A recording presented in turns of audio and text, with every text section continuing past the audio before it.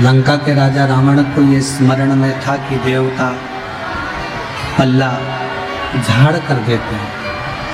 और रावण को ये मालूम था कि केवल एक देवाधिदेव महादेव ऐसे हैं जो पल्ला झाड़ के नहीं छप्पर फाड़ कर देते हैं।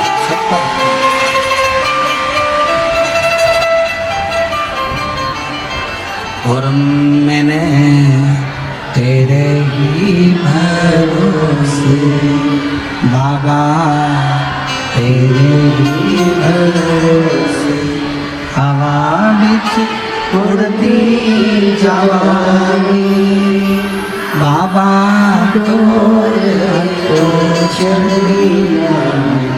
घटी जवानी भोले शंभु में। लंका का राजा रावण भी जानता था, लंका का राजा रावण भी ये जानता था कि यदि कोई शीघ्र प्रसन्न हो सकता है, कोई शीघ्र वर दे सकता है, कोई शीघ्र अगर प्रसन्नता धारण कर सकता है, तो केवल एक देवाधिदेव महादेव ही हैं जो सब कुछ दे सकते, सब कुछ। आप लोग लाखों की संख्या में आए हो, पूरे रोडों पर ट्रैफिक जाम पड़ा हुआ है, जितने लोग अंदर बैठे हैं इससे ज्यादा बाहर बैठे हैं, और बाहर से ज्यादा लोग ट्रैफिक में फंसे हुए हैं जो यहाँ तक नहीं पहुँच पाए। गर्मी भी बहुत है। अब इतनी दूर अगर आप लोग आए हैं तो दिल से बाबा देवाधिदेव महादेव की कथा का रसपान करना और बाबा से झोली पसार कर अपने मन की बात कहना, तो बाबा तुम्हारी झोली खुशियों से भरकर भेज देगा। शिव कृपा कर भेज।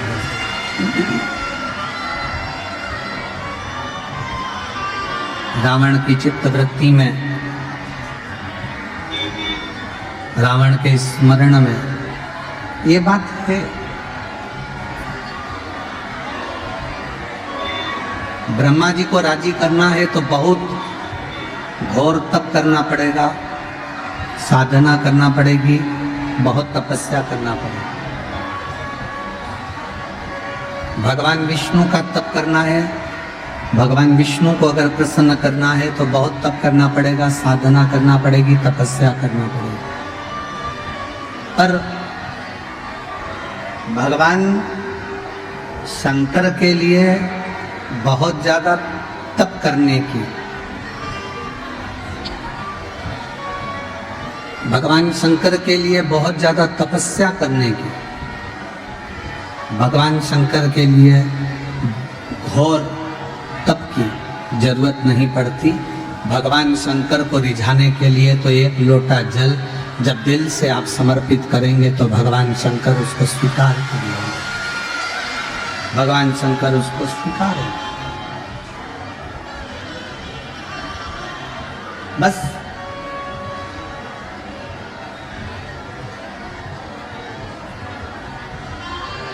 शिव जी को चढ़ाने के लिए तुम कुछ लेकर जाओ ना जाओ, पर अपना हृदय शिव के प्रति लेकर जरूर जाओ, भगवान शंकर के प्रति लेकर जरूर जाओ। जब शिव जी का विवाह हुआ हिमालय राज्य के यहाँ, बारात शंकर भगवान की पहुंची, खूब सज धज कर,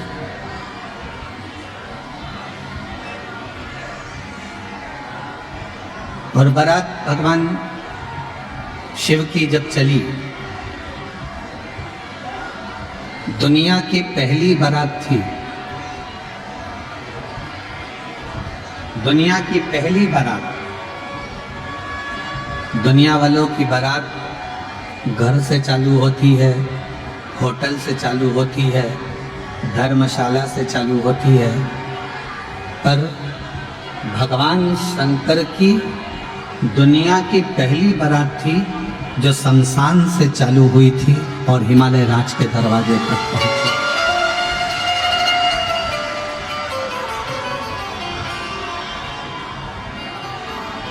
और कितना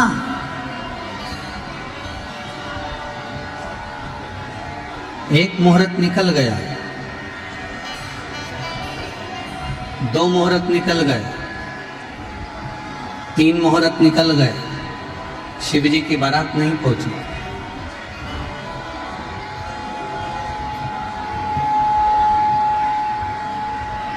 मुहूर्त पर मुहूर्त निकलते गए और भगवान शंकर की बारात नहीं पहुंची। खूब मुहूर्त निकले। शंकर भगवान से पूछा कि इतने मुहूर्त निकल गए, हिमालय राज तैयारी कर कर बैठे हुए हैं और आप बारात लेकर नहीं जा रहे, आप बारात नहीं ले जा रहे। शिव जी कहते हैं अभी मेरी भस्म तैयार नहीं। सनातन हिंदू धर्म के अंतर्गत एक नियम है, आप यदि कोई अच्छे कार्य के लिए जा रहे हो, भरा हुआ कलश कोई लेकर दिख गया तो शुभ होता है। गाय अपने बछड़े को दूध पिलाए, वहां से निकल कर जा रहे हो तो शुभ होता है। और यहां तक भगवान शंकर बारात लेकर जा रहे हैं और सामने से अर्थी निकलती हुई दिखी तो शिव जी की बारात आगे बढ़ी। शिव महापुराण की कथा कहती है आप कोई शुभ कार्य के लिए जा रहे हो, कोई अच्छे कार्य के लिए जा रहे हो और सामने से मान लो कोई अर्थी भी नजर आ जाती है तो समझ लेना कि तुम्हारा कार्य सफल हो जाएगा, तुम्हारा कार्य श्रेष्ठ है। जरा विचार करिए, कई माताएं कहती हैं कि गर्भ धारण कर लो तो शंकर जी के मंदिर मत जाओ। कोई कहता है कि लोग कहते हैं गुरुजी भगवान से कुछ मांगना नहीं चाहिए। अब दुनिया की तो आदत है, कुछ भी कहते रहेंगे कि भगवान से मत मांगो, भगवान से क्यों मांगते हो, भगवान को तो देना चाहिए, भगवान से लेना नहीं चाहिए। पर शिव महापुराण की कथा कहती है, लोग कहते हैं भगवान से मत मांगो, भगवान से मांगोगे तो भिखारी कहलाओगे, भिक्षुक कहलाओगे। एक बात मेरी बिहार की जीजियों से पूछूं, उत्तर दीजिए। और मेरे बिहार के जीजा, मेरे बिहार के बेटा बेटी सब उत्तर देना। मम्मी पापा से, अपने घर के माता पिता से बेटा बेटी कुछ मांगते हैं तो भिखारी कहलाते हैं क्या? जम के बोलो जरा। बहन भाई से कुछ मांगे और भाई बहन से कुछ मांगे तो क्या भिखारी कहलाएगा? जम के बोलो। नहीं। पति पत्नी से कुछ मांगे, पत्नी पति से कुछ मांगे तो क्या भिखारी कहलाएगा? नहीं। जैसे पति पत्नी एक दूसरे से कुछ मांग रहे हैं तो वो भिखारी नहीं कहलाते, बहन भाई एक दूसरे से कुछ मांग रहे हैं तो भिखारी नहीं कहलाते, बच्चा अपने माता पिता से कुछ मांगता है तो भिखारी नहीं कहलाता। उसी तरह हम जब महादेव से मांगते हैं तो भिखारी नहीं कहलाते, हम उसके पुत्र कहलाते।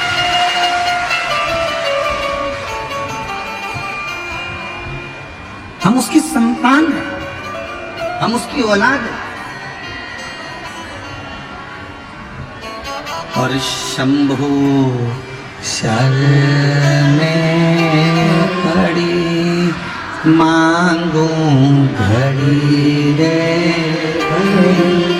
दुख का दया करीन दर्शन। ओ शंभु शरणे मांगू घड़ी दुख दया करीन दर्शन। जैसे माँ बाप से मांगने पर बच्चा भिखारी नहीं कहलाता, हक से मांगता।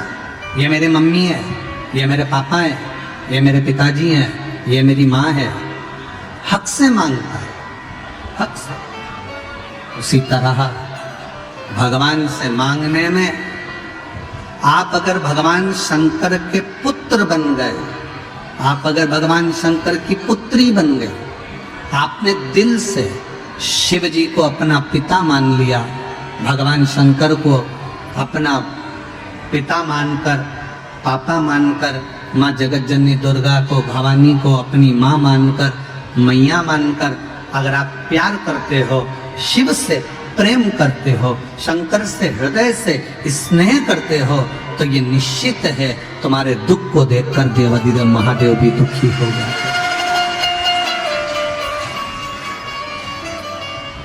ये निश्चित है।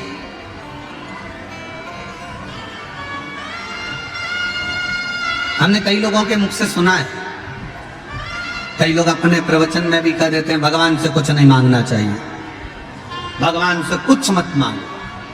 और शिव पुराण कहती है अगर अपने बाप से नहीं मांगेंगे तो किससे मांगेंगे? अपन अपनी मां से नहीं मांगेंगे तो किससे मांगेंगे? अपना दुख अपन अपने पिता से नहीं कहेंगे तो किससे कहेंगे? अपनी तकलीफ अपन अपनी मां से नहीं कहेंगे तो किससे कहेंगे?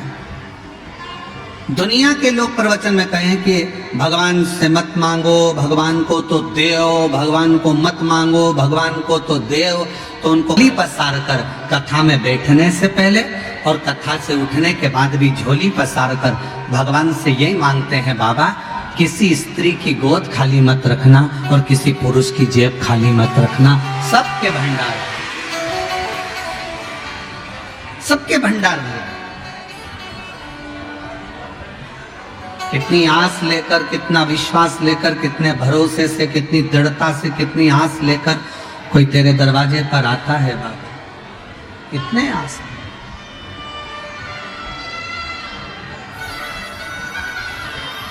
कोई कितना विश्वास लेकर तेरे पास में आता है बाबा, और तू उसकी झोली ना भरे तो ये कहां का बाबा। खूब प्रेम करो शिव जी से, खूब प्यार करो भगवान शंकर से, खूब स्नेह करो मेरे बाबा से, अपना बाप मानकर, अपना पिता मानकर। महाराज ना पैसा लगता है, ना खर्चा लगता है, ना पैसा लगता है, ना खर्चा लगता है। श्री शिवाय नमस्तुभ्यम बोलिए, जीवन में अच्छा लगता है तो बोलते। इसमें ना आपका धन लगना है, ना पैसा लगना है, ना कोई खर्चा लगना है। केवल शिव नाम का जाप करो, एक लोटा जल लेकर महादेव के मंदिर में रोज जाओ, अपना घर का दरवाजा छोड़कर प्रणाम कर कर श्री शिवाय नमस्तुभ्यम बोलते हुए मंदिर में प्रवेश करो। जल चढ़ाते समय बाबा से अपने दिल की बात कहो और बाबा से झोली पसार कर विनय कर कर फिर निवेदन कर। श्री दुनिया का सबसे बड़ा तीर्थ, दुनिया का सबसे बड़ा तीर्थ अगर कुछ है, कहीं है, तो आपका दिल है, आपका मन है। उसके आगे कोई तीर्थ नहीं है। दुनिया का सबसे बड़ा तीर्थ है आपका दिल, दुनिया का सबसे बड़ा तीर्थ है आपका मन। क्योंकि जिसका मन अच्छा होता है उस व्यक्ति के सानिध्य में ही कहीं ना कहीं तीर्थ का निर्माण हो जाता है। जिसका दिल अच्छा, जिसका मन अच्छा,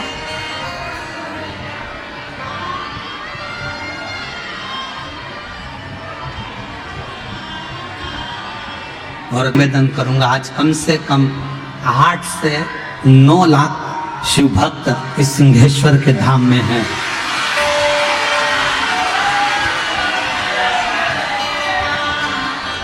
मैं तो जो उड़ने वाला कैमरा चलाने वाले हैं उनसे कहूंगा कि आपका कैमरा जहां जहां तक जा सकता है, आस्था चैनल जितना जितना दिखा सकती है, सब शिव भक्तों का दर्शन कराओ। रोडों पर चल रहे हैं, जगह नहीं है, गाड़ियों में ट्रैफिकों में फंसे पड़े हुए हैं। कुछ ऑटो तो 5 किलोमीटर दूर इतना जाम है कि वहां से ऑटो तो भी फंसे ही हैं। लोगों ने ऑटो में ही मोबाइल चालू कर लिया है और उसी में कथा सुन रहा है। और देख लिया संसार हमने, सब मतलब हमने। शिव तत्व किसको कहते? एक विश्वास, जिसका दिल निर्मल है, जिसका मन पवित्र है, जिसका मन शुद्ध है, समझ लो सारे तीर्थ धाम आपके चरणों में। हे गुरुदेव प्रणाम आपके चरणों में। सारे तीर्थ धाम आपके चरणों में। हे भोलेनाथ प्रणाम आपके चरणों में। सारे तीर्थ, जब आपका मन पवित्र है, जब मन निर्मल है, जब मन साफ है, तो सारे तीर्थ आपके हृदय में निवास करते हैं। शिव जी का विवाह हुआ, भगवान शंकर का जब विवाह हुआ, विदा ले लेकर सब जाने लगे। पृथ्वी की जितनी पवित्र पवित्र नदियां थी, सब शंकर जी के सामने आकर खड़ी हो गई। सारी नदियां, जितनी पवित्र नदियां,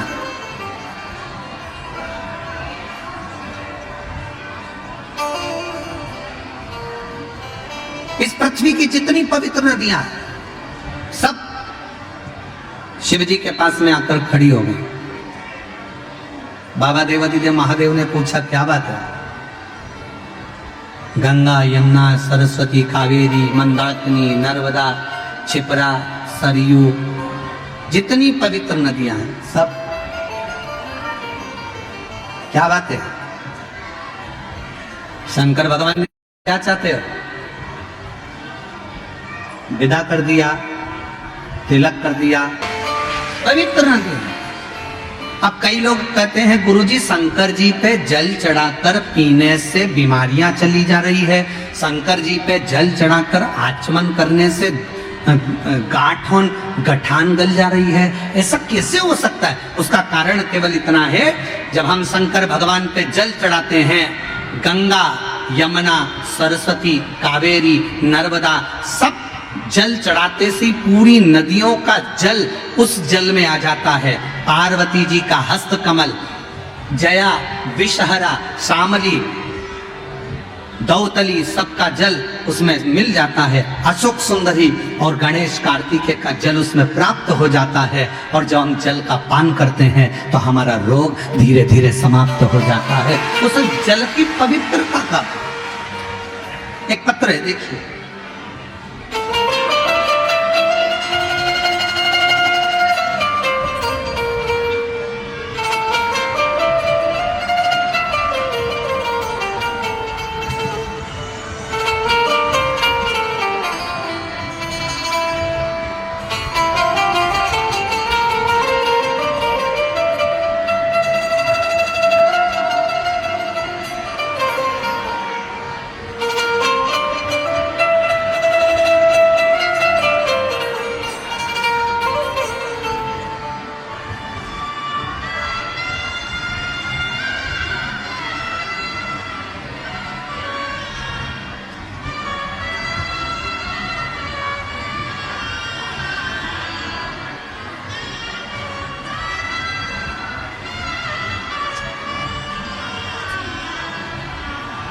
मेरा नाम ममता कुमारी है,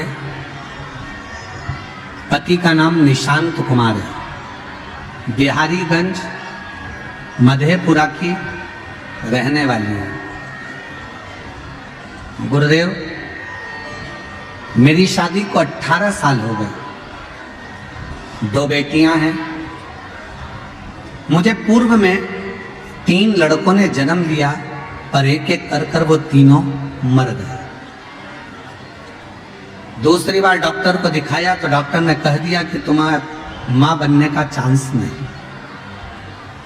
हम अंदर से टूट गए। परिवार के कई लोग ताना देते थे, बेटियां हैं बेटा नहीं, पर 3 बेटों को जाने के बाद लोग और अपशब्द करने लगे कि इसके 3 लड़के चले गए, खा गए, मर गए, इस तरह की बातें करते। तब मेरी चाची ने मुझसे कहा कि पशुपतिनाथ का व्रत कर, टीवी पर कथा सुन।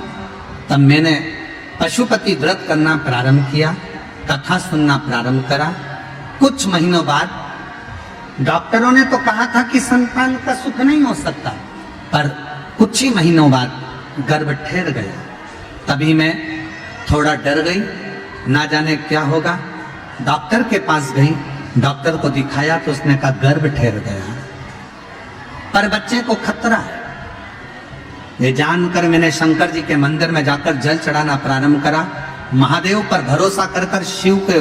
अब देखो, कई लोग कहते हैं कि गर्भवती नारी को मंदिर नहीं जाना चाहिए। शिव पुराण कहती है गर्भावस्था में अगर बच्चा है तो शंकर के मंदिर में 1 लोटा जल रोज चढ़ाओ, शंकर भगवान तुम्हारे गर्भ की रक्षा करेंगे।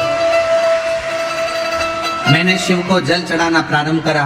बाबा की ऐसी कृपा हुई, 22 दिसंबर 2024 को स्वस्थ पुत्र ने जन्म लिया और मेरे बाबा ने मेरे ऊपर कृपा करी। शिव कृपा का फल क्या? एक पत्र और अच्छा है।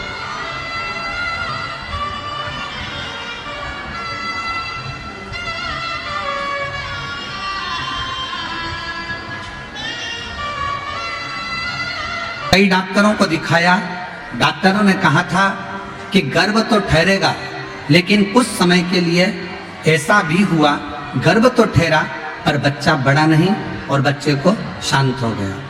हम लोग परेशान हो गए। तब किसी के कहने पर आपकी शिव महापुराण की कथा श्रवण करना प्रारंभ करी और बाबा की कृपा से ऐसी बाबा ने करुणा करी कि मुझे 2024 अक्टूबर के महीने में बाबा ने संतान का सुख दे दिया।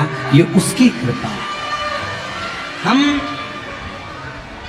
जब विश्वास करते हैं,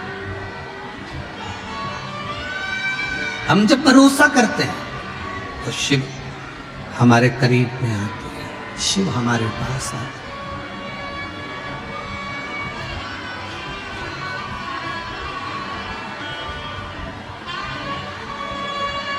एक संबंध शिव से जोड़िए, एक संबंध भगवान शंकर से जोड़िए, एक संबंध भगवान से जोड़ने का प्रयास करिए। कई ऐसे भी हैं जो भगवान से संबंध जोड़कर भी भगवान के नहीं हो पाए। जैसे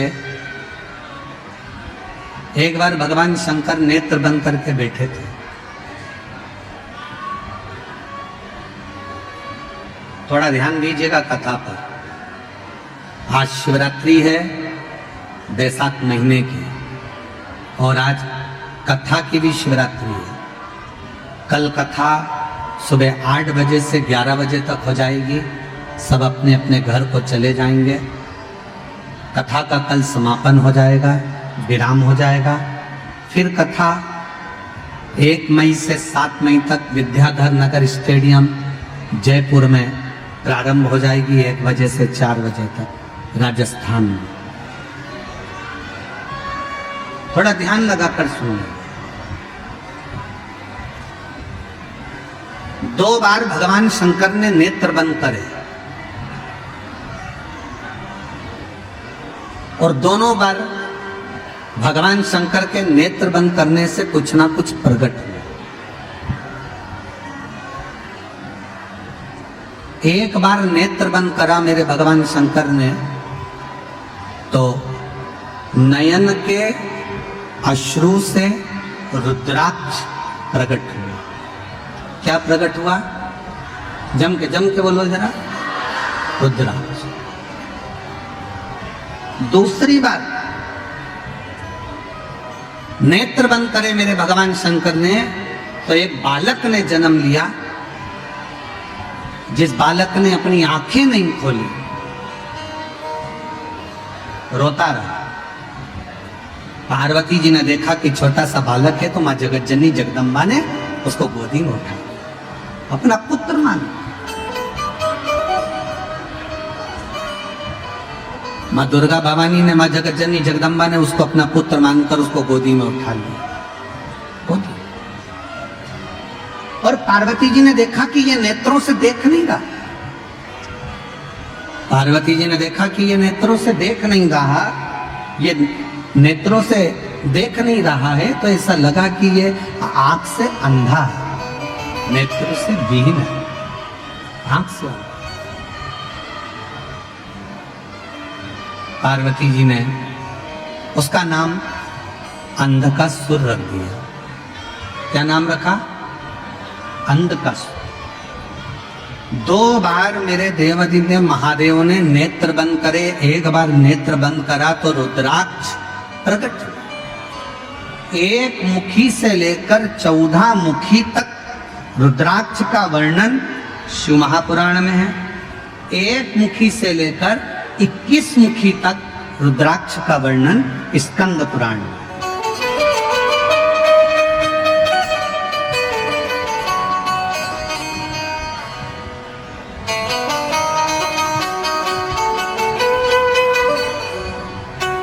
अब उस रुद्राक्ष में ऐसा क्या है?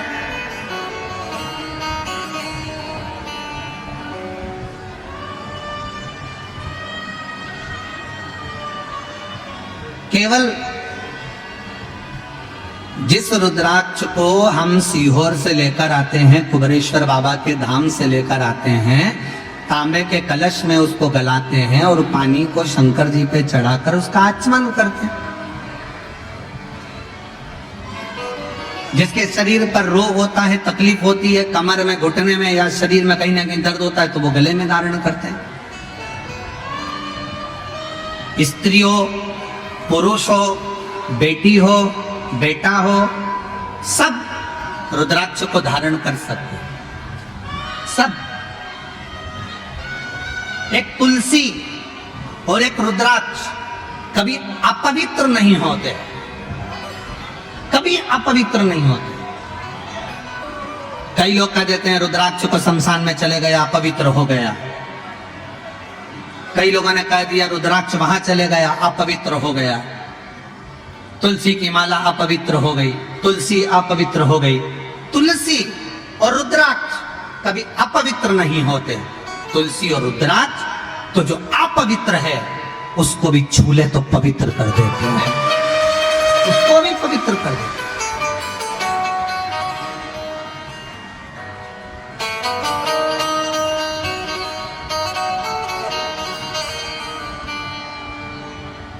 सीहोर में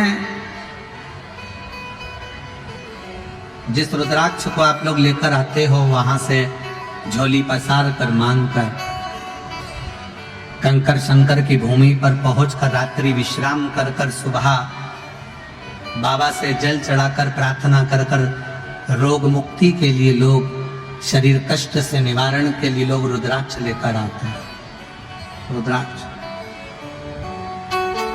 कई लोग कहते हैं गुरुजी रुद्राक्ष तो नेपाल में भी बहुत है, काशी में भी बहुत है, सारी दुनिया में रुद्राक्ष है, पर सीहोर का रुद्राक्ष ही इतना बल क्यों रखता है, इतना प्रबल क्यों होता है? हम कहेंगे सीहोर का रुद्राक्ष आपको जो दिया जाता है उसको गंडकी रुद्राक्ष कहते हैं। जब बाबा धाम में वो पहुंचता है, कुबेरेश्वर धाम में, उस रुद्राक्ष के 1 मुखी से लेकर 21 मुखी तक जो मंत्र शिव महापुराण की कथा में, स्कंद पुराण में जो वर्णन किए जाते हैं, उन मंत्रों के द्वारा उन रुद्राक्षों को शिवरात्रि के समय पर जो रुद्राक्ष महोत्सव होता है उस समय पर उसको बाबा के उन मंत्रों को अभिजीत कराया जाता है, अभिमंत्रित किया जाता है। और फिर उन रुद्राक्ष को कहीं अभिमंत्रित करने की जरूरत नहीं पड़ती, सीधे आपने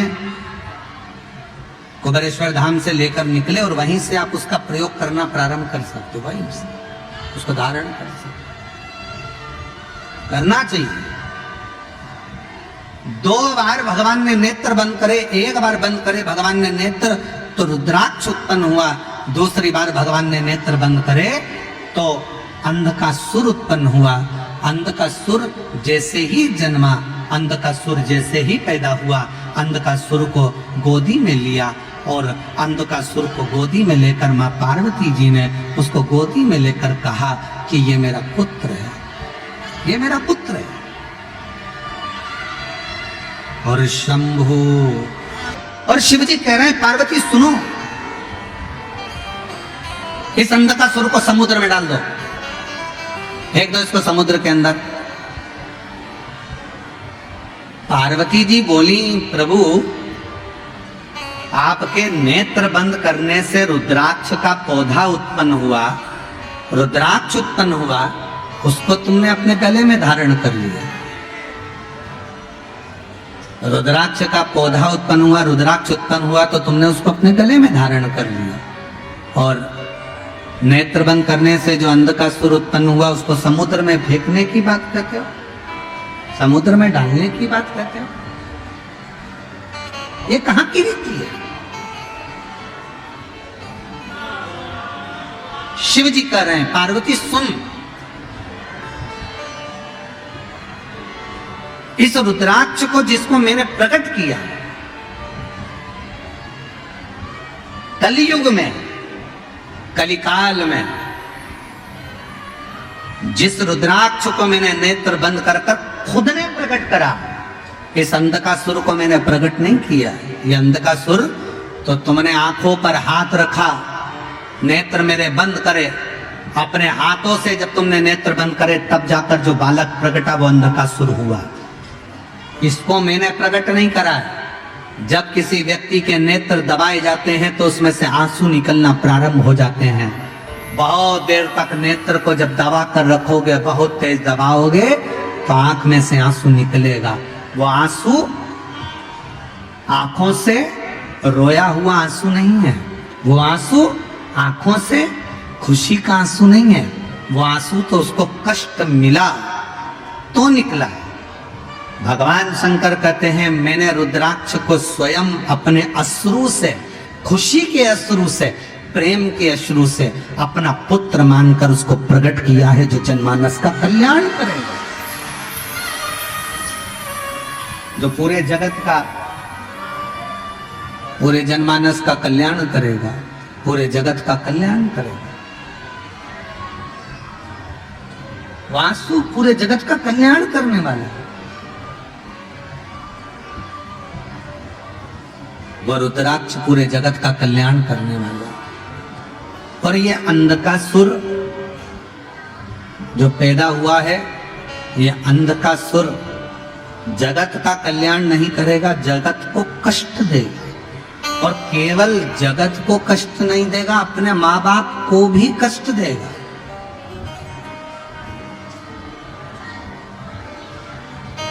और सुनिए कथा, बिहार की जितनी मेरी जीजियां बैठी हैं और जितने मेरे जीजा बैठे हैं, जितनी मेरी बेटियां बैठी हैं, जितने मेरे भाई बैठे हैं, जितने मेरे पिता, जितनी मेरी माताएं बैठी है, भगवान शंकर से अगर औलाद मांगना, भगवान शंकर से अगर बच्चा मांगना, भगवान शंकर से अगर पुत्र मांगना, तो शंकर जी को पहला शब्द कहना, बाबा हमको औलाद ऐसी देना जो हमारे बुढ़ापे में हमारी सेवा कर ले, ऐसी मत देना कि हमें वृद्धाश्रम में ले जाकर छोड़ दे।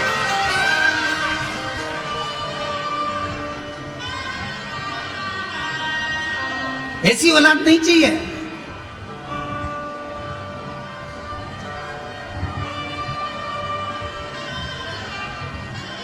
और आज कहने में संकोच नहीं होगा, बिहार की धरा से, बिहार की पवित्र भूमि से, सिंहेश्वर महादेव के इस पावन चरणों में बैठकर एक बात कहना चाहूंगा। कहीं तुम्हें दान देने की जरूरत नहीं है। अगर तुम अपने माँ बाप को पेट भरकर भोजन करा रहे हो और उनकी सेवा कर रहे हो तो कहीं दान देने की जरूरत नहीं, कहीं दान देने की जरूरत नहीं। अगर आप अपने माँ बाप का पेट भर रहे हो, माँ बाप को अच्छे से रख रहे हो, अपने बुजुर्ग माँ बाप की सेवा कर रहे हो, उनको दवाई दिला रहे हो, उनके बुढ़ापे में अगर आप सेवा कर रहे हो तो समझ लेना तुम्हें कहीं दान देने की जरूरत नहीं है। तुम अपने माँ बाप के चरणों में सेवा में उस दान को लगाओ, अपने माता पिता के सेवा में लगाओ।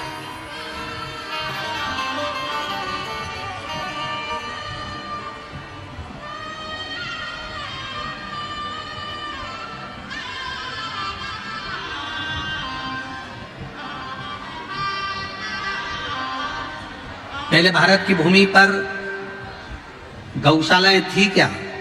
जम के बोलो। पहले भारत की भूमि पर गौशाला नहीं होती थी, घर घर में गाय होती थी, घर घर में गौ माता की सेवा होती थी, घर घर में गौ माता का पूजन होता था, घर घर में गौ माता की सेवा होती थी, गौशाला की जरूरत नहीं पड़ती थी।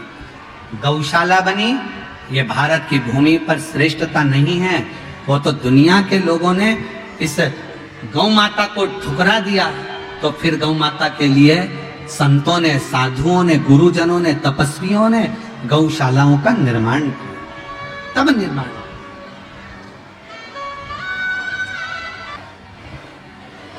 पहले गौशाला नहीं होती थी, पहले घर घर में गौ माता की सेवा होती थी।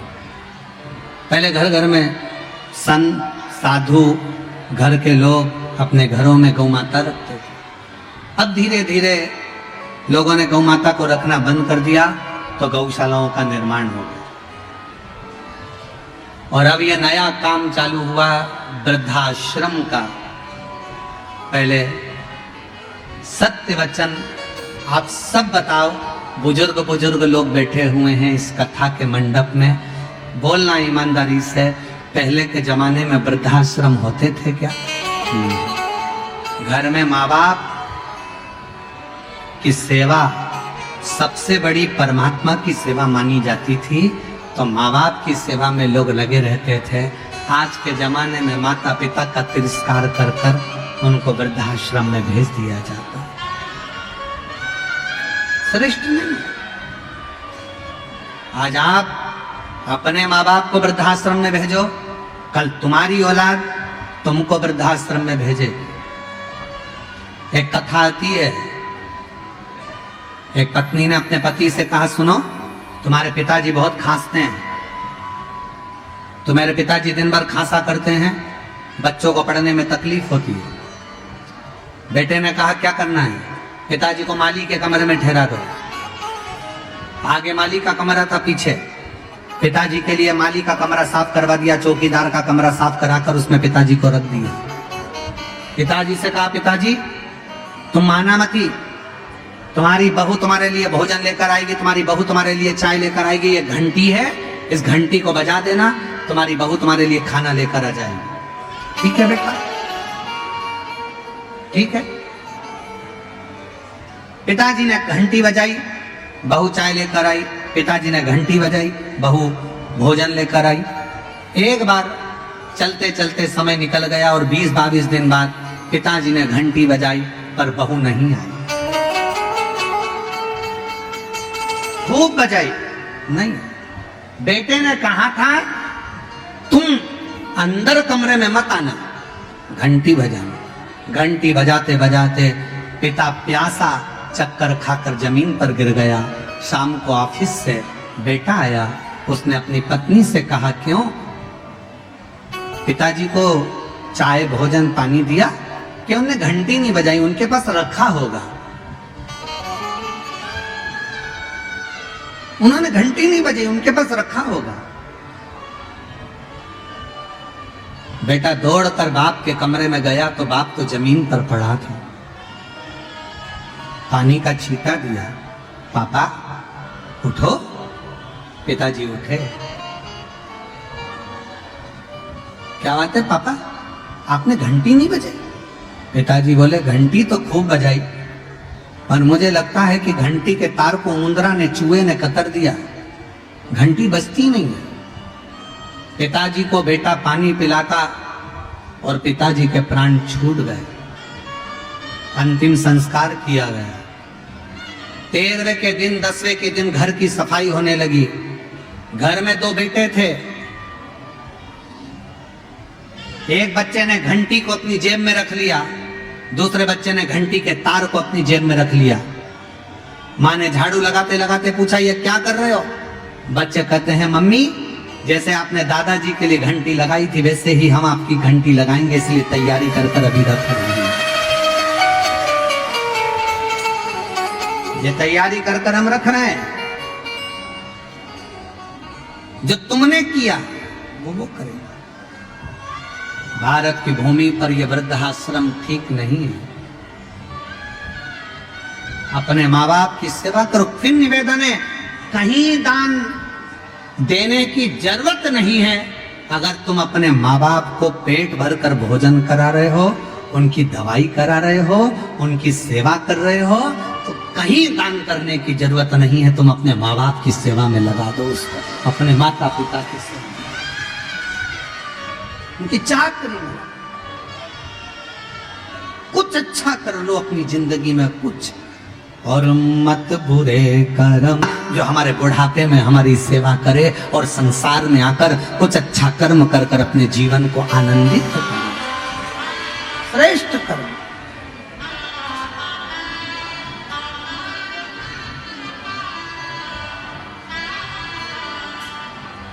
कुछ अच्छा करने। पार्वती जी, फेंक दो इसको समुद्र के अंदर। पार्वती जी ने गले से लगा लिया, मैं इसको नहीं फेंक सकती, मेरा बेटा है। फेंको पार्वती समुद्र में इसको। पार्वती जी ने उठाकर समुद्र में शंकर जी के कहने पर फेंक दिया। समुद्र में बैठा था हिरण्याक्ष। उस अंधकासुर को हिरण्याक्ष ने उठा लिया, पालन पोषण करने लगा। अंधकासुर जब बड़ा हुआ तो उसने हिरण्याक्ष से पूछा कि मेरे माता पिता कौन है?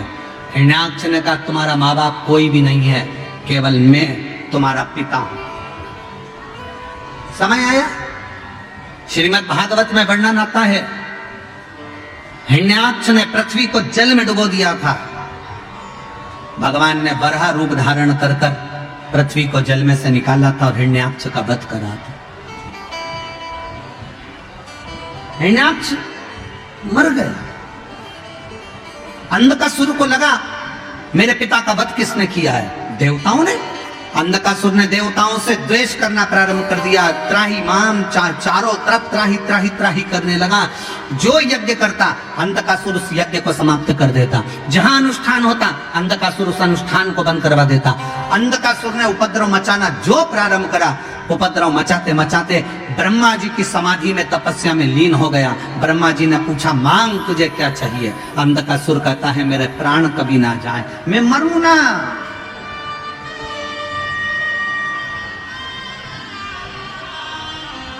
और ये आज की रीत नहीं है, पुराने समय से रीत चली आ रही। कोई मरना ही नहीं चाहता।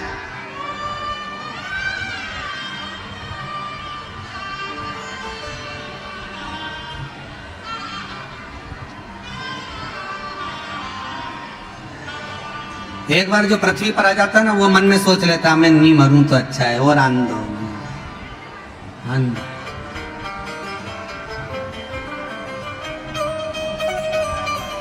शिव महापुराण की कथा कहती है, पैसे से ज्यादा प्रेम को जोड़ने का प्रयास करना। पैसे जोड़ के रखते हैं और गवर्नमेंट कभी भी बदल देती है, नोट चेंज। पर प्रेम जोड़कर रखोगे तो वो कभी नहीं बदलेगा, वो अंतिम समय तक काम आएगा, उसमें बदलाव नहीं आएगा। प्रेम जोड़िए, प्रेम। और बड़े बड़े नोट की तरह नहीं, चिल्लर की तरह जिंदगी जियो।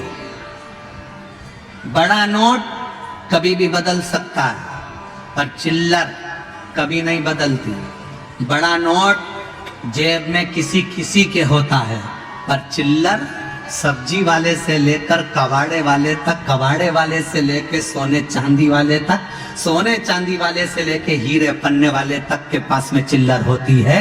अपनी वैल्यू ऐसी बनाओ चिल्लर जैसी, जो तुम्हारे बिना किसी का काम ना चले और तुम्हें पहले आगे लिया। बड़े नोट की तरह नहीं।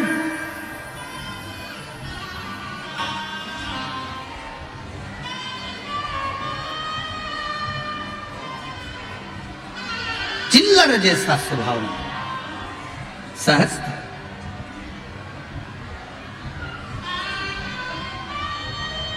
अंधकासुर ने तब किया, ब्रह्मा जी से वर मांग रहे हैं, मैं मरूं ना, मरना तो पड़ेगा, कितना ही प्रयास करो, कितनी भी बादाम खा लो तो भी मरोगे, एसी के कमरे में सो लो तो भी मरोगे, डनलप के गद्दे पे सोओगे तो भी मरोगे, गुलाब जामुन इमरती जलेबी भजिया पकोड़ा जो तुम्हारी मर्जी पड़ जाए, लिट्टी चोखा तुम्हारी मर्जी पड़ जाए, कितना ही खा लो फिर भी मरना है, आलू के पराठे खा लो चाहे गोभी के पराठे खा लो तो भी मरना है, कितना भी ब्यूटी पार्लर में सज लो तो भी मरना है, कितना भी अच्छा घूम लो तो भी मरना है। तो फिर जब मरना ही है तो रोके क्यों मरे, स्माइल देकर अपनी जिंदगी को खुश होकर जियो, फुल एंजॉय कर। जरा सा किसी ने कुछ कहा और रोने बैठ गए, तुम्हारे भाई ने ऐसा कह दिया, तुम्हारी मम्मी ने ऐसा कह दिया, तुम्हारे पापा ने ऐसा कह दिया, तुम्हारे काका ने ऐसा कह दिया, नहीं नहीं, आग लगे बस्ती में, अपन रहो मस्ती में, क्या किसको रोइए, चादर तान के सोइए। कहा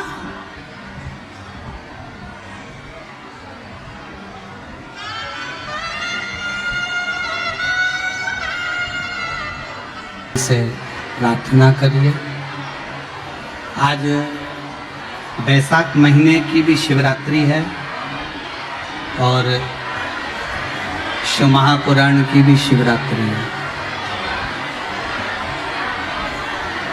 अद्भुत संजोग है, सिंहेश्वर बाबा की ये पवित्र धरा, पवित्र भूमि,